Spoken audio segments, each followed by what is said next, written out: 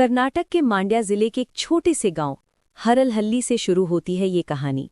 एक साधारण किसान परिवार में जन्मे अंकेन गौड़ा एम की कहानी। ये सिर्फ एक व्यक्ति की कहानी नहीं है, बल्कि उस सोच की कहानी है जो मानती है कि ज्ञान किसी की निजी संपत्ति नहीं, बल्कि समाज की साझी धरोहर है। हाल ही में वर्ष 2026 में इसी सोच के लिए अंकेन गौड़ा को अनसंग हीरोज श्रेणी में पद्मश्री से सम्मानित किया गया। लेकिन उनकी असली पहचान किसी पुरस्कार से नहीं, बल्कि उन लाखों किताबों से है जो उन्होंने अपने जीवन की कीमत पर सहेजी। अंकेन गौड़ा का बचपन किताबों की कमी के बीच बीता। उनके माता पिता मरी गौड़ा और निंगम्मा किसान थे। घर में मेहनत थी, जमीन थी, लेकिन किताबें एक लग्जरी थीं। कॉलेज के दिनों में उनके जीवन में एक मोड़ आया। उनके प्रोफेसर के अनंत रामू ने उनसे कहा, कोई ऐसा शौक अपनाओ जो तुम्हें जीवन भर समृद्ध करे। यहीं से किताबों के साथ उनका रिश्ता शुरू हुआ। पहले रामकृष्ण आश्रम की आध्यात्मिक पुस्तकें आईं, फिर ये संग्रह धीरे धीरे एक मिशन में बदल गया, ताकि आने वाली पीढ़ियों को उस बौद्धिक गरीबी से न गुजरना पड़े जिससे वे खुद गुजरे थे। 20 साल की उम्र में अंकेन गौड़ा बस कंडक्टर बने। सीमित तनख्वाह थी, लेकिन सपना बड़ा था। हर महीने ज़रूरतों से पहले किताबें आती थीं। बाद में उन्होंने पत्राचार के जरिए कन्नड़ साहित्य में मास्टर्स की डिग्री हासिल की। करीब 30 साल तक वे पांडवपुरा कोऑपरेटिव शुगर फैक्ट्री में टाइम कीपर के रूप में काम करते रहे। उनका जीवन श्रम और अध्ययन का अनोखा संगम था, और उनकी तपस्या असाधारण।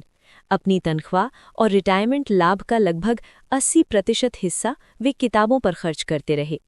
जब जगह कम पड़ने लगी तो उन्होंने मैसूरों का अपना घर 6 लाख रुपए में बेच दिया। वो घर नहीं, एक और लाइब्रेरी बन गया। इसी समर्पण से जन्म हुआ पुस्तका माने का। हरलहल्ली गांव में स्थित ये पुस्तकालय आज भारत के सबसे बड़े निजी निःशुल्क पुस्तकालयों में से एक है। ये जमीन उद्योगपति श्री हरि खोड़े ने दी, और इसके भीतर है करीब 20 लाख किताबें। ये संग्रह असाधारण है। 20 से अधिक भारतीय और अंतर्राष्ट्रीय भाषाओं में पुस्तकें, कन्नड़, संस्कृत, अंग्रेजी, फ्रेंच, चीनी और भी बहुत कुछ। 1832 की पांडुलिपियां, 5000 से अधिक शब्दकोश, 5 लाख के करीब दुर्लभ विदेशी प्रकाशन, महात्मा गांधी और भगवद गीता पर हजारों किताबें एक ही छत के नीचे। लेकिन पुस्तका माने सिर्फ किताबों का घर नहीं है, ये ज्ञान का लोकतंत्र है।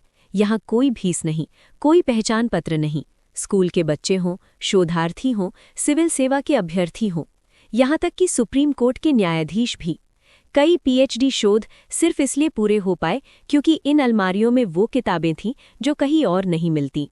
आज 75 वर्ष की उम्र में भी अंकेन गौड़ा हर दिन खुद किताबें साफ करते हैं, धूल झाड़ते हैं और उन्हें सहेजते हैं। वे अपनी पत्नी विजयलक्ष्मी और बेटे सागर के साथ इसी पुस्तकालय भवन में रहते हैं। फर्श पर सोते हैं, एक कोने में खाना बनाते हैं। ये जीवन किसी त्याग की कहानी नहीं, ये एक चुनाव है, ज्ञान के लिए चुना गया जीवन। आज अंकेन गौड़ा ज्ञान प्रतिष्ठान इस विरासत को आगे बढ़ाने का काम कर रहा है। नई इमारत की योजना है, दुर्लभ पुस्तकों के डिजिटलीकरण की तैयारी है, ताकि समय उन्हें न मिटा सके। राज्योत्सव पुरस्कार, लिम्का बुक ऑफ रिकॉर्ड्स और अब पद्मश्री। लेकिन अंकेन गौड़ा की सबसे बड़ी उपलब्धि ये है कि उन्होंने हमें याद दिलाया, सच्ची संपत्ति वो ज्ञान है जो सबके साथ बांटा जाए।